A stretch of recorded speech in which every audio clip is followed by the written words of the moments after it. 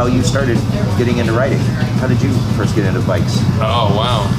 How did I first get into bikes? Well, it was, so I had two kind of phases. The first one was my mom used to take me up north in the UP, Michigan, and she had some friends in a cabin. We rode little trail 50s and 90s and 70s around, stuff like that. But then growing up in Detroit, I didn't really have much access to even any motorcycles until I was like 18, and a friend of mine, he thought it'd be a great way to get chicks.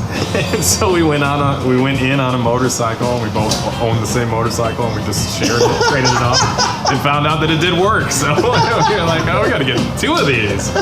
And so it was just by way of meeting, just cruising around. I didn't really know how much I would enjoy it until I actually got into it, had my own bike. And then 2 years after I started riding motorcycles, I left Michigan because I wanted to ride all year. Yeah, and that was it. So moving out to California was the best thing I could do for that. And it snowballed from there. I didn't even actually get into the motorcycle industry until late in my life, because I was working at a bar. I was a bartender and stuff, and didn't really know what I wanted to be and do or whatever. And so I was in California, and I was out of money. I was homeless, and all I had was my motorcycle. And I was like, okay, well, I got to go back to Detroit. I'm done. Tail between my legs, that whole story. Yeah. And I went to the BMW shop to get an oil change for my bike. I was going to change my oil and just ride it back to Michigan. And as I was packing the stuff on my bag, literally the parts manager comes out and says, hey, buddy, you wouldn't happen to be looking for a job? And that was it. Seriously? Yeah, that was it. Wow. My first word wasn't motorcycle, but it was. Yeah. My mom was always telling me, like, that's a car, and I was like looking at stuff, that's a table. And one day I was sitting outside, and motorcycle went by, and I went, that's. What's that? I just said, that's. And that was my first word. Yeah. Was that's. But I was pointing at a motorcycle. Yeah. I started doing it. It was a way to challenge myself and to just become like a better person. Like, it made me work on so many aspects of myself that I wanted to. But motorcycle was the catalyst for that. And the people that I found who were into that had the same type of feeling for it. My mom has a picture of me riding a Honda Trail 70, yep. and I had bell-bottom jeans in the bubble shield. Was it your grandparents'? No, it was just some families, friends, whatever. My grandparents had them on the back of their RV. Oh yeah, that's the first time I rode. I used that picture when negotiating a contract at Honda once. I showed him this picture and said, I am Honda through and through. Here's a picture of me at 5 years old on a Honda. Big bell bottom, big smile. And they're like, you're in. It was perfect setup. Derek Cheshire. Yeah. Your first, well, not your first sponsor, but one of the sponsors. I was riding for Moto Corsa, and then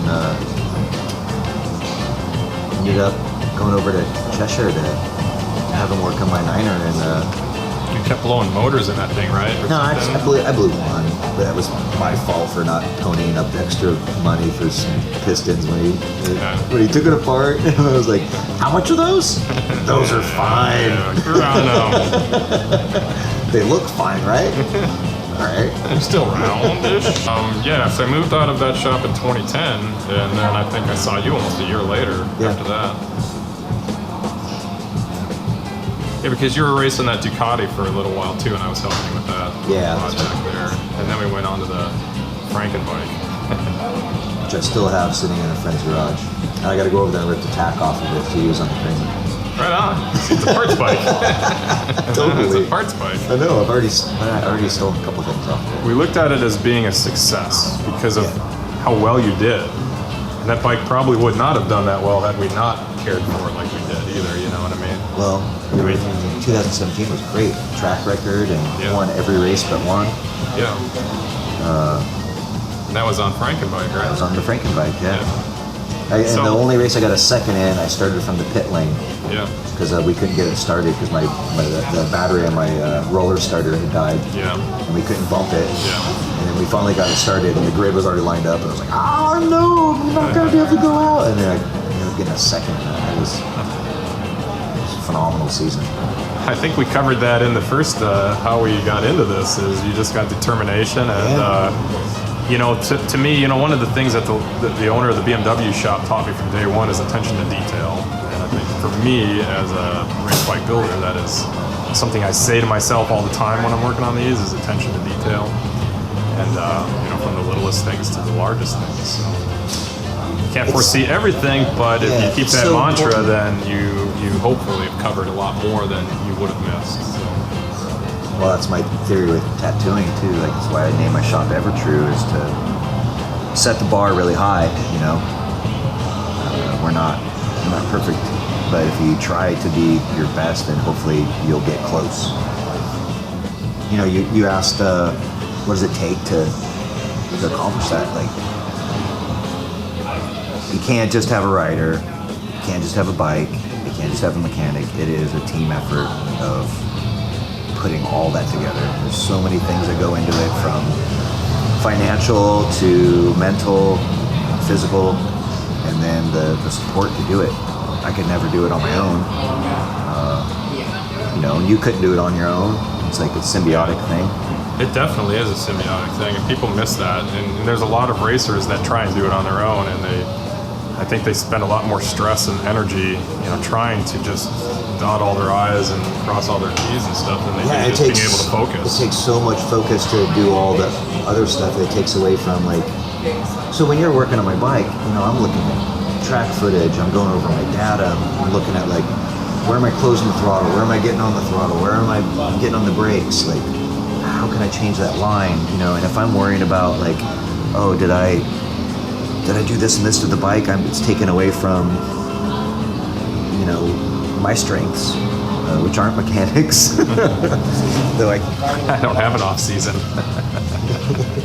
There is no realistic off season, because in the wintertime we're building the bike, and then in the summertime we're, you know, maintaining it for the race weekends.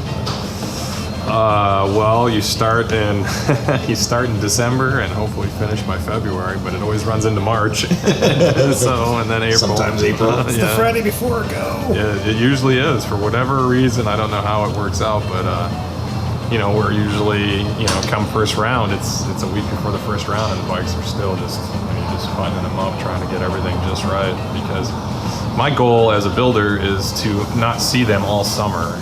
The only reason is because they're having no problem. So that's a good thing. Certainly bringing in for oil changes and that, but routine maintenance is nothing compared to a bad season, that's for sure. So.